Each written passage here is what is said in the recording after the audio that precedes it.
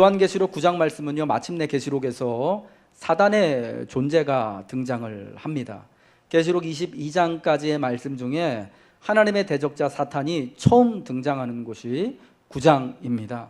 그와 이 사단과 그의 하수인인 무저갱에서 올라오는 황충의 모습을 그려주고 있는데, 사실 이렇게 사단과 그의 그 하수인을 이렇게 아주 구체적으로 세부적으로 보여줘서 진짜 세상에 사람이 참 볼 수 없는 그런 끔찍하고 두려운 존재구나 라는 것을 느끼게 하는 것이 아마 이 부분이 처음이면서 그 계시록에 나와 있는 어떤 그런 다른 부분보다도 더 아주 혐오스럽고 더 무시무시한 사단의 모습, 그의 하수인의 모습을 우리에게 보여주고 있습니다. 여러분, 제가 한밤중에 악몽에 관한 이야기를 한 건요, 이 사단의 실체가 오늘 계시록 9장에서 보여주고 있는 사단이 마치 우리가 살아가면서 꾸는 한밤중에 깨어나면은 이게 꿈이구나, 현실이 아니구나 라고 또 깨닫고 안도하게 되는 그런 악몽과 같다라는 것을 말씀드리고 싶어서입니다. 오늘 본문에서 사단이 등장하지만, 그의 하수인이 등장하지만, 이 사단을 통하여서 종말의 심판이, 큰 심판이 일어나고 많은 이들이 죽기를 구하지만 죽지 못하는 그런 큰 고통 가운데 있게 되지만, 이 모든 것들이 사실은 다 하나님의 능하신 주권 아래 이루어지고 있다라는 것을 우리에게 보여주는 것이 9장의 말씀입니다. 5번째 천사가 나팔을 부니까 하늘에서 떨어진 별 하나가 보이죠. 근데 여러분, 이 하늘에서 떨어진 별은 이미 우리가 지난주에 살펴봤던 3번째 천사가 나팔을 불 때 하늘로부터 땅으로 떨어진 횃불같이 불타는 큰 별, 그게 떨어지는 게 보였잖아요. 그 땅에 떨어진 별을 보여주는 거예요. 근데 여러분, 이 별은 그냥 우리가 알고 있는 우주에 떠 있는 그 천체, 지구나 달이나 태양과 같은 이런 행성들, 별을 말하는 게 아니라 어떤 인격적인 존재, 특별히 사탄을 의미하는 것입니다. 하늘로부터 떨어진 별 이야기는요, 구약 이사야서 14장 12절부터 15절까지 나옵니다. 우리 한번 이사야서 말씀을 같이 읽도록 하겠습니다. 시작. 너 아침의 아들 계명성이여, 어찌 그리 하늘에서 떨어졌으며 너 열국을 엎은 자여, 어찌 그리 땅에 찍혔는고.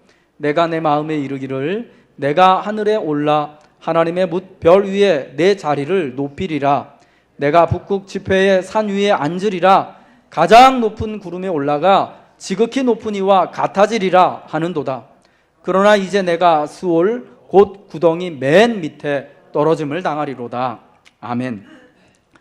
이 이사야 본문에서 아침의 아들 계명성이라고 말하는 이 존재는요, 원래 그 이사야 14장을 1절부터 쭉 읽어보면은 누구를 의미하는지를 쉽게 알 수가 있는데, 바로 예루살렘을 멸망시킨 바벨론의 왕을 가리치는 거였습니다.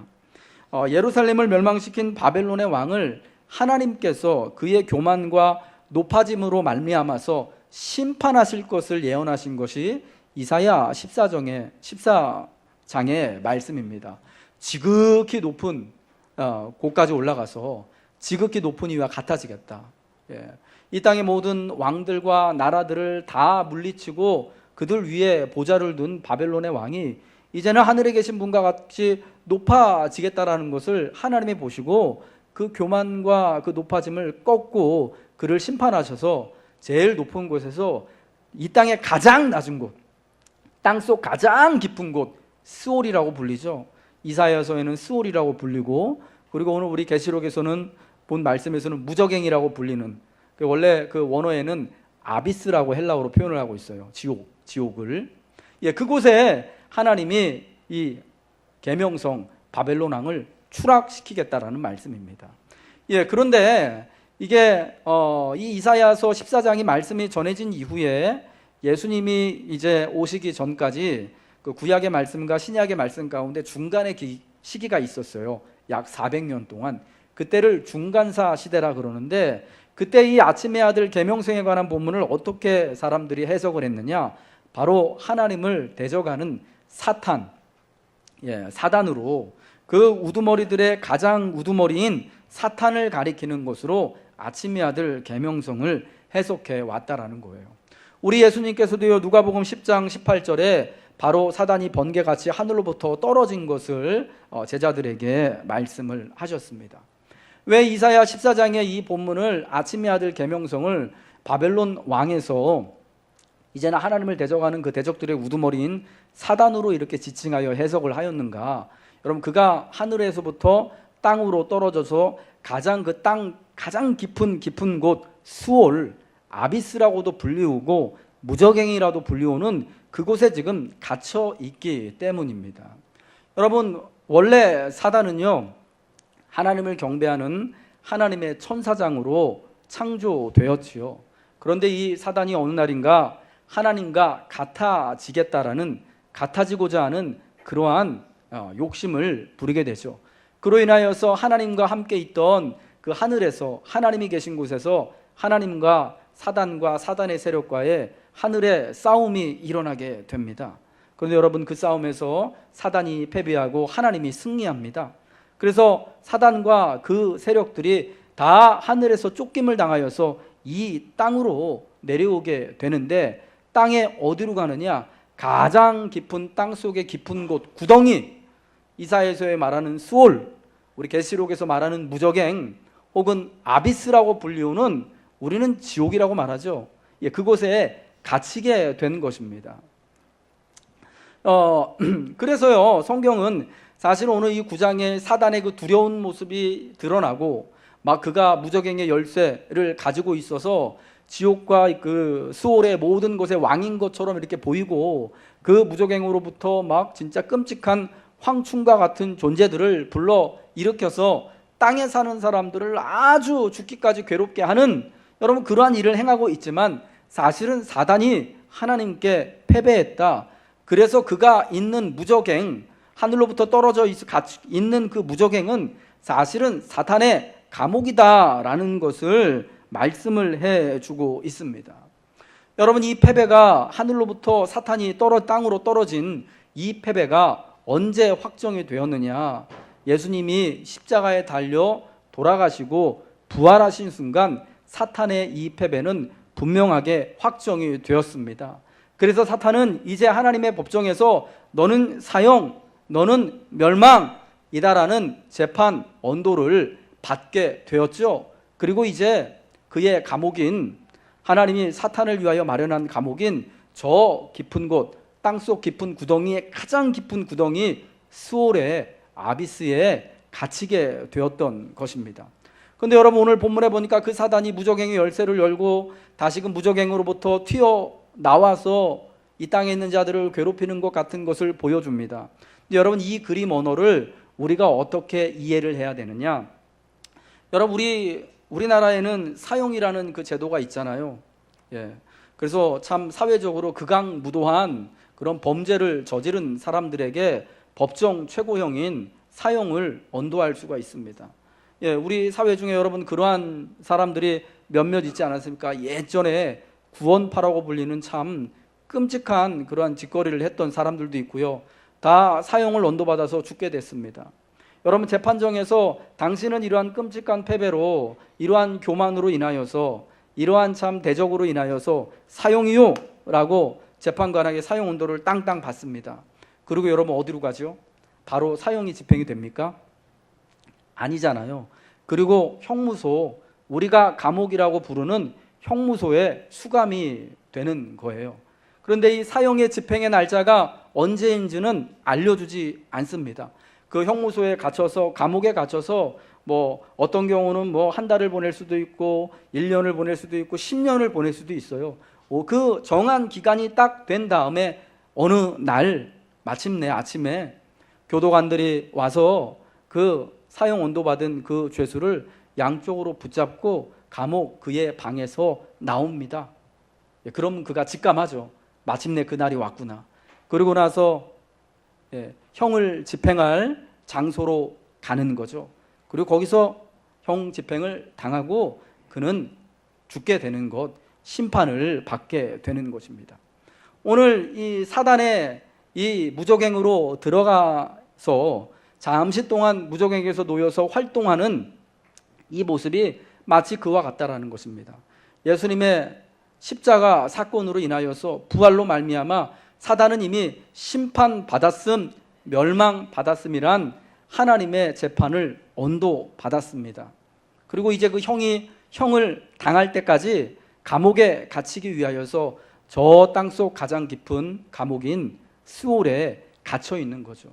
그리고 오늘 이 계시록 9장에서 말하는 것처럼 언젠가 하나님이 그를 완전히 심판하시는 때에 잠깐 놓아 주시는 거예요. 그래서 무적행에서 나와서 그가 하나님께 대하여서 최후의 대적을 하지만 그러나 그 사형이 언도된 것처럼 사단이 마침내 종말의 그때 그의 추종자들과 함께 사형 언도를 받고 영원한 멸망의 길, 심판의 길로 떨어지게 되는 것을 9장의 말씀이, 계시록의 말씀이 여러분 우리에게 보여준다라는 거죠. 여러분 오늘 본문에 나와 있는 사단의 권세가 너무나 두렵고 무서운 모습인 것처럼 보이지 않습니까? 예, 그가 저 땅속 깊은 곳 수월에 떨어져서 무적행의 열쇠를 가지고 있고 그 무적행 아래에 있는 우리가 꿈에서도 보지 못했던 끔찍한 그 황충을 닮은 전갈과 비슷한 그 사단의 하수인들 군대를 불러내는 장면은 너무나 끔찍하고 두렵습니다. 그들에 의하여서 감히 살아남을 자가 있을 것인가? 우리가 믿음으로 그 앞에서 설 수 있을 것인가? 라는 것을 생각할 때마다 두려운 마음이 드는 것이 사실인데, 근데 여러분 우리가 안심할 수 있다라는 거죠.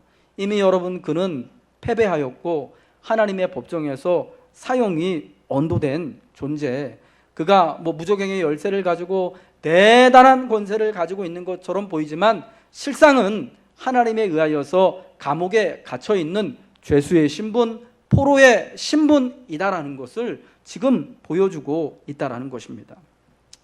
여러분 두 번째로요, 심판은 이 심판, 사단과 그의 하수인들을 심판하는 이 종말의 마지막 심판은요, 하나님의 완벽한 통제의 상황 가운데서 진행된다라는 것입니다. 우리 한번 따라하겠습니다. 하나님은 완전하십니다. 하나님이 주시는 구원도 완전합니다. 여러분 우리가 이 사실을 분명히 오늘 같이 믿음으로 고백해야 할 줄로 믿습니다. 여러분 사단이 지금 가지고 있는 사단이 지금 처한 상황과 그리고 잠깐이지만 그가 가지고 있을 권세와 또 그가 누리는 모든 힘과 이 모든 것들이요, 하나님에 의하여서 완벽하게 컨트롤되고 있다는 것을 성경이 말씀해주고 있는 것입니다. 여러분 무적행의 열쇠를 받은 사단이 무적행의 문을 여니까 황충이 튀어 올라와가지고 그 황충이 땅에 사는 사람들을 괴롭히는데, 여러분 한번 보세요. 그들이 가지고 있는 이 권세를 누가 주시는 것입니까? 1절의 말씀 보니까 사단이 무적행의 열쇠를 받았다라고 하는데, 여러분 이 열쇠를 누가 주신 걸까요? 예, 권사님 맞습니다. 하나님이 주신 거예요. 근데 무적행의 열쇠를 받았다라는 표현이 뭐냐면, 자 이제 천국은 하나님의 영역이고 저 무적행 지옥은 그 마귀 사탄의 영역이다. 천국의 왕은 하나님이고 지옥의 왕은 사탄이다. 여러분 이런 의미가 아니에요. 어떤 의미냐면 열쇠를 받았다라는 거, 사단의 집이 감옥이라는 거예요. 사단의 집이 저 스올이라는 거예요. 아비스라는 거예요. 그가 그곳에 거주하며 사는 존재로 이렇게 제한됐다라는 거죠. 마치 죄수가 깜빵에 갇힌 것처럼 여러분 그와 같은 상황이 됐다라는 거예요. 그런데 그 열쇠를 누가 줬냐? 그곳에 이제 거주하도록 하나님이 그렇게 하셨다라는 거예요. 예. 여러분 사탄에게 그것을 줄 수 있는 권세를 가지신 분은 유일하게 하나님밖에 없으신 겁니다. 여러분 사단은요 대단한 존재죠. 그가 패배하기 전까지 하나님과 겨루어서 싸울 정도로, 내가 하나님과 같이 높아지겠다라고 말할 정도로 대단한 권세와 권능과 지위를 가진 존재였습니다. 여러분 그런 존재에게 이 권세를 주고 이 무적행의 열쇠를 줄 만한 또 그 권세를 가진, 권능을 가진 분이 누구겠습니까? 여러분 그보다 유일하게 더 큰 권세와 권능을 가지고 계신 하나님밖에 없는 거예요. 그 권세를 하나님이 주셨습니다. 3절에 나오는 이 무적행에서부터 올라오는 사단의 하수인들, 사단의 군대라고 불리우는 이 황충들이요, 참 끔찍한 모양을 하고 있는, 우리가 요엘서 1장에 나오는 메뚜기 떼를 생각하면 돼요. 메뚜기 떼. 세상을 참 다 갉아먹기 위하여서 덤벼드는 그 메뚜기 떼를 생각하면 되는데, 여러분 그들에게 누가 또 권세를 그들이 뭘 받았다고요? 3절에 보니까 전갈의 권세와 같은 권세를 주셨대요. 누가 줬을까요? 예, 이건 역시 여러분 하나님이 주신 것으로 우리가 그렇게 이해할 수 있다라는 것입니다. 사단이 그들을 불러들이고 그들에게 권세를 준 것 같지만, 여러분 사단의 모든 권세가 하나님에 의하여서 이렇게 봉인되고 제한됐잖아요. 하나님이 허락하시는 안에서, 하나님이 주시는 안에서 그게 그렇게 되었다라는 거예요. 그러니까 사단의 화수인인 이 황충들, 무적행에서 올라오는 이 악마의 군대와 같은, 여러분 이들의 그 참 사람을 쏘고 전갈과 같이 쏘고 죽음에 이르도록 괴롭히는, 죽기를 구할 만큼 괴롭히는 그들의 모든 권세가 하나님이 잠깐 동안 허락해 주셨다라는 거예요. 근데 여러분 참 흥미로운 것은 하나님이 그들의 권세에 대하여서 리미트, 한계를 정해 주셨다라는 겁니다. 어떻게요? 4절 말씀 함께 보겠습니다. 4절 한번 띄워주십시오. 읽겠습니다. 시작. 그들에게 이르시되 땅의 풀이나 푸른 것이나 각종 수목은 해하지 말고 오직 이마에 하나님의 인침을 받지 아니한 사람들만 해하라 하시더라. 아멘. 무적행에서 올라오는 황충은요, 그 메뚜기 떼를 보면서 생각을 한 거예요. 요엘서 1장 2장에 나오는 메뚜기 떼요. 예. 하나님의 나라의 모든 것들을 다 갉아먹는 그 메뚜기 떼를, 그래서 그 심판의 어떤 증상으로 메뚜기 떼를 들었는데, 그거를 갖다가 요한이 이 무적행에서 나오는 황충, 전갈을 닮은 그 황충으로 그린 건데, 여러분 원래 이 황충, 이렇게 쉽게 우리 한번 메뚜기 떼라고 한번 생각을 해보자고요. 여러분 이 황충들, 메뚜기 떼가 하는 일이 뭐냐? 뭘 갉아먹습니까 원래? 예? 맞아요, 곡식들이요. 땅에 있는 모든 푸른 것들, 나무들, 예. 여름 내내 잘 익었던 그 벼와 또 이 보리와 이 과일들, 이런 것들을 다 갉아먹는 게 메뚜기 떼예요. 이 황충들이요. 그런데 오늘 이 4절의 본문을 보니까 이들이 어떻습니까? 땅에 있는 푸른 것이나 수목은 해치지 않고, 이게 황충의 습성하고는, 메뚜기 습성하고는 여러분 맞지 않아요. 예. 이거는 뭘 의미하는 거냐면, 이 증상이 마지막 때에 일어날 일이다라는 것을 말씀해주고 있는 거예요, 최종적으로. 그런데 누구를 해하라고요? 오직 이마에 하나님의 인침을 받지 아니한 사람들만 해하라. 여러분가 계시록 7장에 하나님의 인침을 받은 14만 4천에 대한 말씀을 들었죠. 예, 이 땅을 심판할 그 천사들에게, 야 너희가 하나님의 이 인침을 받은 14만 4천 명은 해하지 말아라 라고 이렇게 명령을 하시지 않습니까? 하나님의 인침을 받지 아니한 사람, 여러분 인침을 받았다라는 거는 도장을 찍혔다라는 거 제가 무슨 말씀인지 알려드렸잖아요. 우리 이마를 까고 여기 이마에 도장 찍힌 게 있냐 없냐, 그런 게 아니라 하나님의 아들인 예수 그리스도를 정말 죽기까지 순교하기까지 따르고 믿느냐, 여러분 이게 바로 하나님의 도장을 받은, 인침을 받은 거에 대한 증거라고 말씀드렸잖아요. 그러니까 여러분 인침을 받지 아니한 자들은 어떤 사람들이냐?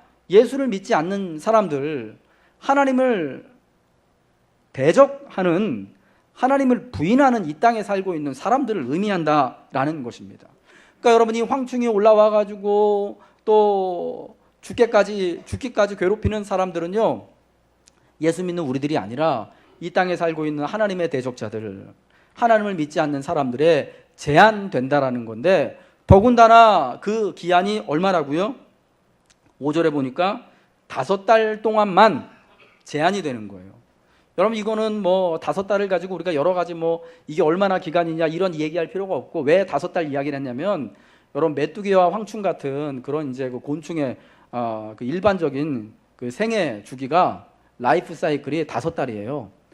이스라엘 나라 같은 경우에는 얘네가 4월에 태어나가지고 4, 5, 6, 7, 8월 달까지, 그러니까 봄철하고 여름철 살고 가을 되면 다 죽는 거예요. 그러니까 지금 되면은 메뚜기가 없어지는 거예요. 그걸 가지고 이제 5달 이야기를 하는 건데, 권세를 부릴 시기가 고작 5달이고, 그것도 참 사람 그 정갈과 같이 쏘는 권세를 가지고 있는데, 여러분 사람을 죽일 수 있어요 없어요?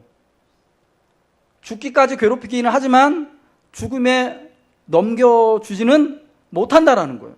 여러분 이게 굉장히 많은 제약들이 이 무시무시한 황충이에게 있다라는 거예요.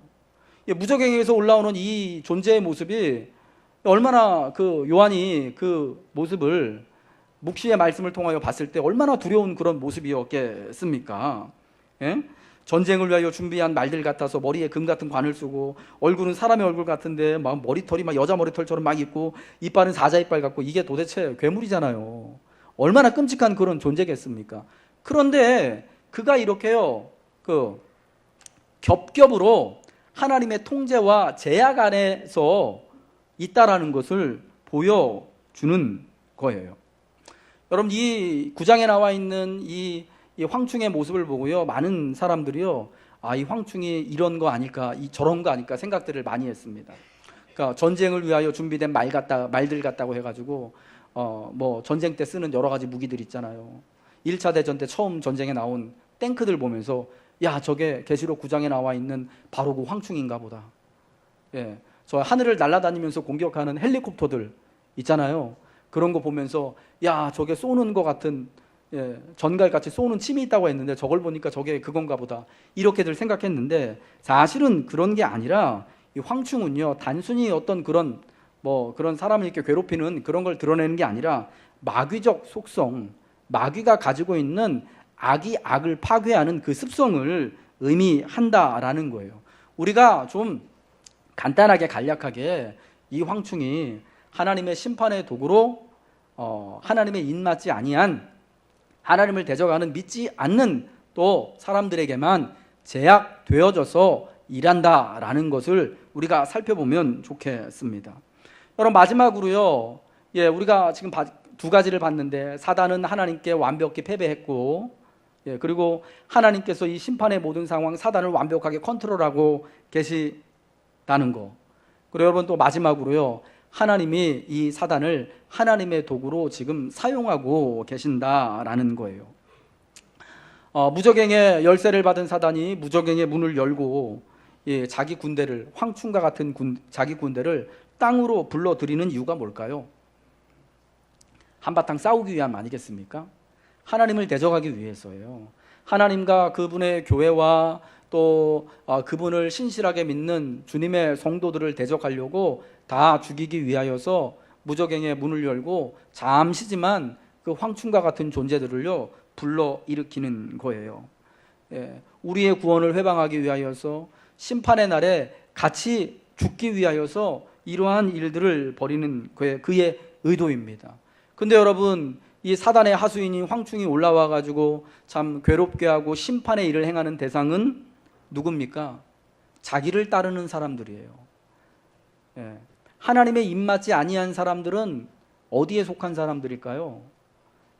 세상에는요, 하나님을 믿는 사람들이 있고요, 그리고 하나님을 믿지 않기 때문에 믿지 않는 것 자체가 다 사단에게 속하여 있다라는 거거든요. 그래서 여러분, 세상에는 하나님을 믿는 사람과 그렇지 않고 사단에게 속한 사람들이 있는 거예요. 나는 이런 하나님도 믿지 않고 사단적 존재도 믿지 않는다라고 사람들은 말하지만, 그러나 성경은 명확하게 하나님께 속하지 않으면 다 마귀에게 속하였음을 말씀합니다. 여러분, 심지어 복음서에서 우리 예수님은요, 바리새인들, 사두개인 같은 사람들에게도 네 아비가 마귀다 라고 말씀하시잖아요. 하나님을 믿음으로 따르지 않는, 고백하지 않는 모든 존재는 다 마귀에게 속하는 거예요. 근데 여러분, 사단이 하나님과 하나님의 백성들을 대적하기 위하여서 무적행의 문을 열고 자기 군대를 불러 일으켰는데, 여러분, 이들이 지금 누구를 괴롭게 하고 누구를 심판한다고요? 하나님의 입맞지 않은 사람, 바꿔 말하면 자기 추종자들, 자기를 따르는 자들을 괴롭게 하고 심판하는 일을 자기가 하는 거예요. 이게 여러분, 사단의 목적하고는 사실은 의도하고는 맞지 않는 거예요. 하나님의 백성들을 심판하고 싶고 하나님을 대적하고 싶었는데 오히려 자기를 추종하는 자들을 대적하고 심판하는 거예요. 이게 여러분, 마귀적인 속성입니다. 악이 여러분 왜 악한 줄 아십니까? 서로 악이 악과 친구가 되어져서 연합해서 잘 살아갈 수 있을 것 같죠? 그러지 않잖아요. 처음에는 서로 생각하는 바가 맞아가지고, 서로 이득되는 데가 맞아가지고 서로 이렇게 모여가지고 이렇게 막 작당도 하고 모의도 하고 나쁜 짓거리 하다가, 그러나 때가 되어져서 분리돼 이 불리하게 되어지면 이 악한 자들이 어떻게 됩니까? 악은 서로 또 대립하고 싸우고, 잡아먹기 위해서 싸우고 물고 뜯고 하는 게, 여러분, 악의 습성, 그게 바로 마귀적 속성이다라는 거예요. 여러분, 그래서 종말의 심판의 때는요, 이 마귀적 속성이요 분명히 드러나는 때예요.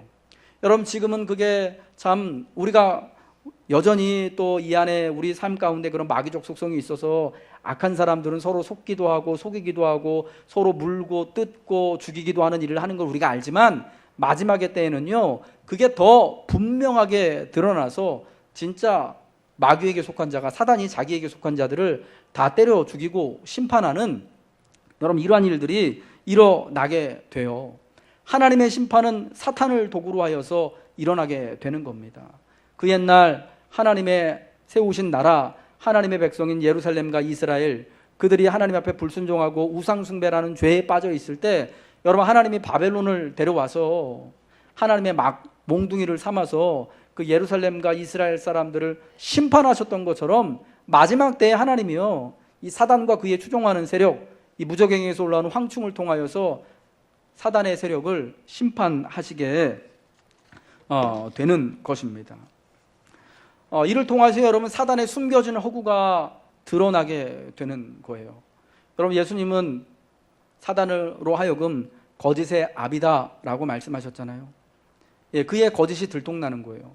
사단이 엄청난 권세와 하나님과 맞먹을 만한 그런 대단한 능력과 권세를 가지고 있는 것처럼 보입니다.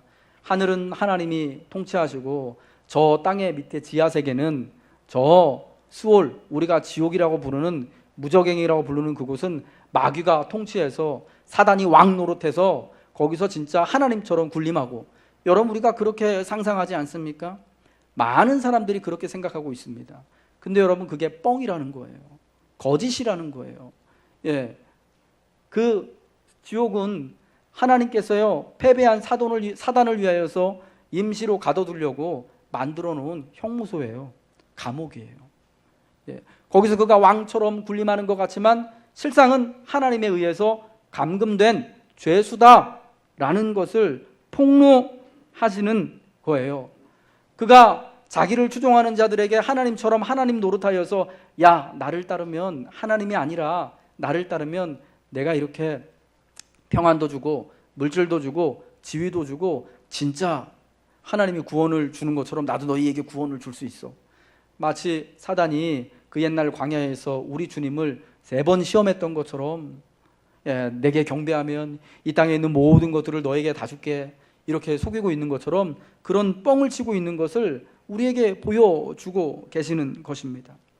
여러분, 사단은 사실은 엄청난 권세를 가지고 있는 것 같지만 그 권세가 다 봉인되어져 있다라는 거죠. 결단코 하나님을 대적할 수 없는 존재, 결단코 하나님이 사랑하는 주님의 교회와 또 주님의 성도들을 어떻게 죽음으로 내몰 수 없는, 어떻게 참 위협은 가할 수 있지만 여러분, 우리에게 진짜 해는 끼칠 수 없는 그런 존재다라는 것을 보여주는 겁니다. 저희 사택에 가는 길에요, 전에 우리 이용규 집사님 이사 가기 전에 살던 그 동네 이용규 집사님 집 건너편에 꼭대기층 빌라예요. 그 사냥개, 그거 썰매견 있잖아요. 그거 키우시는 분이 있어요.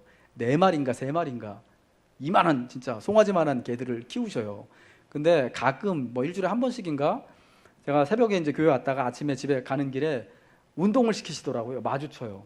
근데 처음에 보고요 얼마나 놀랐는지 몰라요. 무서워가지고.